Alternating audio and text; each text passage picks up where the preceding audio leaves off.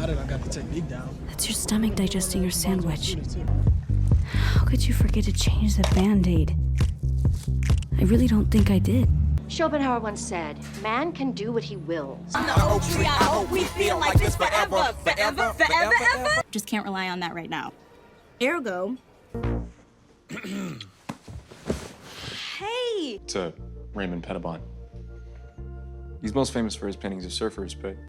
The movie kicks off with Asa, an OCD patient sitting with a therapist, Dr. Singh, for one of her normal sessions. The psychologist wants to know how Asa is improving, but Asa complains that she wishes she is normal.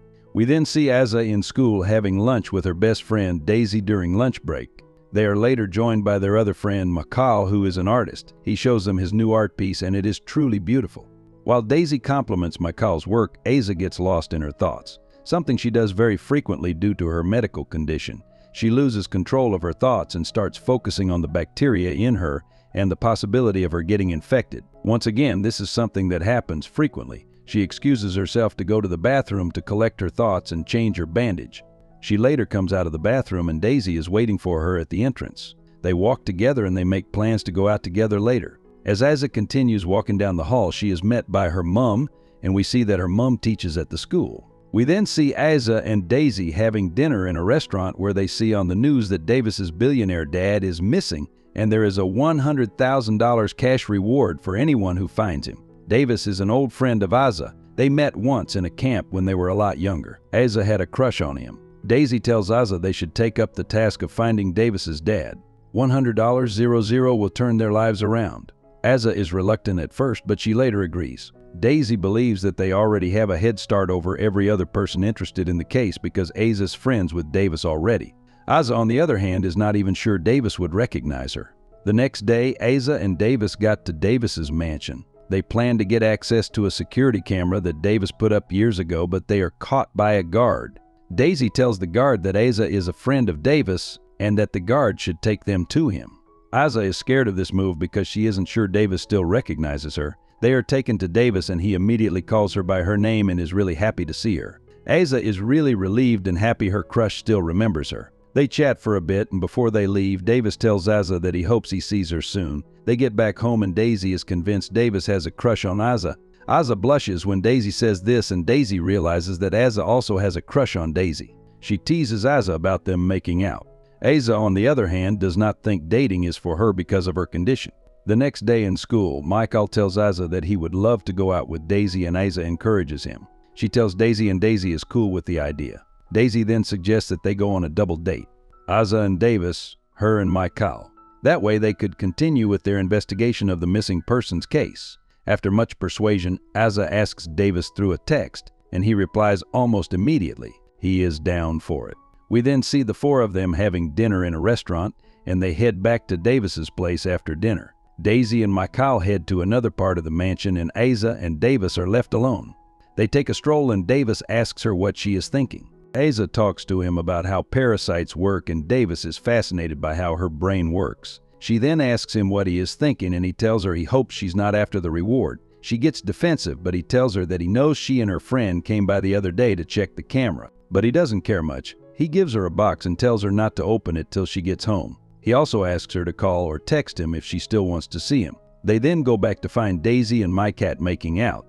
Asa gets home, opens the box, and finds $100,000 cash. The next day she shows the box to Daisy, and Daisy is overjoyed. The next day Daisy buys a red car. Asa comes back from school one day and sees her mom with a contractor. They're trying to see how they can turn the garage into a bedroom for Asa. Asa figures that's because her mom don't think she can't stay far away from home and would not be able to go to college that isn't close by. Later that night, Asa goes to hang out with Davis. Over time, Asa and Davis spend more time together and build a bond. They even went flying in Davis' dad's plane to Chicago to meet a professor that Asa really admires. They attend the professor's lecture, and after the class, Asa meets the professor privately and shares her concerns about not feeling like she's in control of thoughts and decisions with her. The professor finds Asa very fascinating and shares a comforting story with her. Asa is very happy and she runs to Davis to kiss him. Back on the plane, her OCD kicks in again and she gets lost in her thoughts again. She fears that by kissing Davis, she has received Davis bacteria and she needs to get rid of them as soon as possible.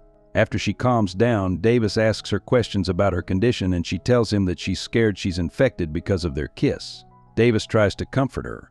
She gets back home to meet her troubled mom.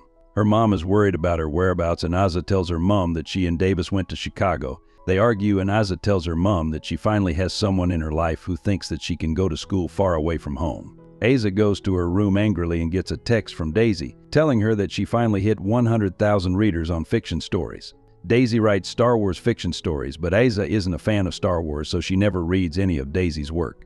But that night, she decided to read some of it. The first story she reads looks a bit too personal. It seemed like that story represented their current state, and she, well, in the story called Ayala, was a friend who had really nervous habits and wasn't a bad friend, but a useless one.